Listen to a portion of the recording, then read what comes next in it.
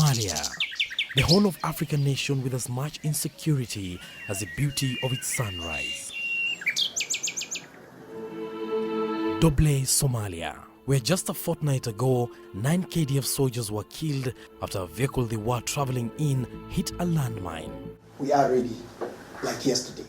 The man at the helm of KDF troops here, Brigadier Joachim Mwamburi, still terms the attack cowardly. Because we are fighting an enemy who is actually watching me and probably planning to come for my head. I'll tell him, come on, brother. Now this is a day patrol we are allowed to be part of here in Doble inside Somalia. Together with the SNA, Kenya Defence Forces under the umbrella of AMISOM do this on a daily basis and interact with citizens to bolster citizen participation in security. And reach out they did. It is Friday, not a school day here, but the sound of the armored personnel carrier we are on means goodies for these children. Their presence, a manifestation of the order restored in the area. 10 years under the control of Kenya Defence Forces troops, and life is steadily bouncing back for them. The troops don't come empty-handed. Today, they donate desks to Wamo Primary School, one of the 3 primary schools that are still functional in the area. To give the children hope in Doble and for them to look forward in terms of their future. The patrol continues and one of the APCs gets stuck. In Somalia, this could be a deliberate attempt to ambush.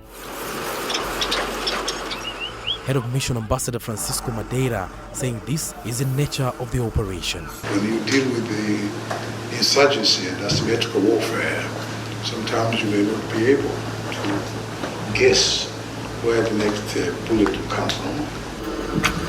We are lucky, and shortly we are on the move.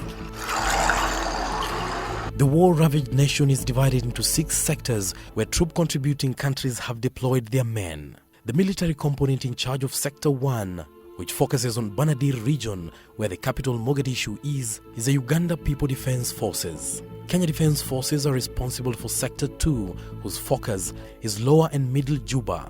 This region, critical to Kenya's stability as it covers the 830-kilometer Kenya-Somalia borderline. Sector 3 has Bay and Bakul as well as Gedo under the Ethiopian command. Kenyan bases have also been set up in this sector where it borders Mandera County. The Djiboutian forces are in charge of Sector 4, which covers Haran and Galgaduud, while the Burundian forces are in charge of Sector 5, which covers the Middle Shebele region. According to AMISOM Force Commander Major General Tai Gitwai, drawn from KDF, the 6th sector was recently created to take care of the port region of Kismayu. 3 countries contribute forces manning the area.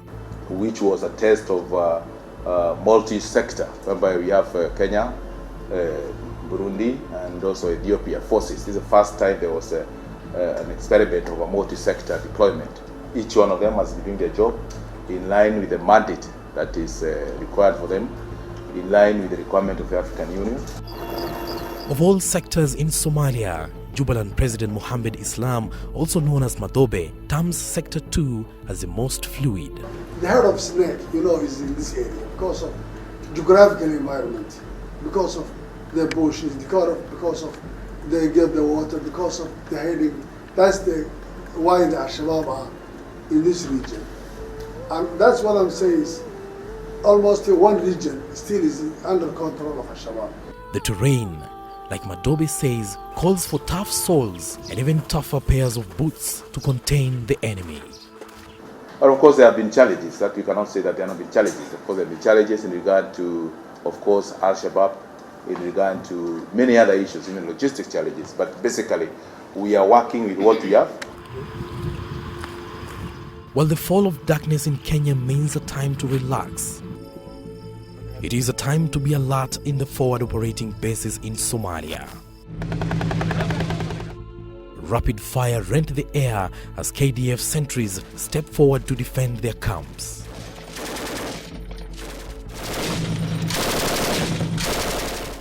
Join me, Hassan Mugambi, the second part of the series The Frontline, as I take a closer look at the lives of gallant soldiers who have given their all to ensure our safety back home.